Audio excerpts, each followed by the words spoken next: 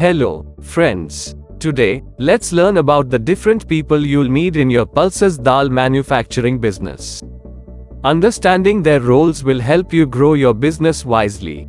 We will also discuss the hiring strategy, how to phase out the hiring process so that your costs remain under control and you achieve profitability faster.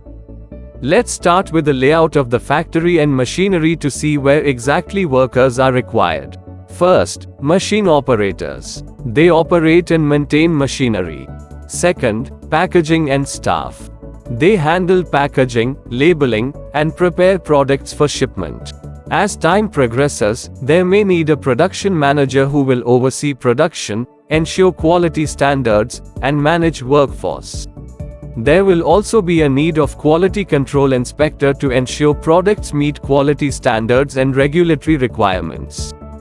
Lastly, when operations scale up, an accountant, bookkeeper will be required to manage finances, payroll, and bookkeeping.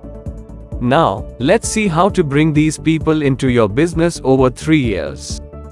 In year 1, start with family. Use family help for machine operating, packaging, labeling, and labor maintenance work. This saves money and helps you learn. In years 2 or 3, you may think of getting external staff.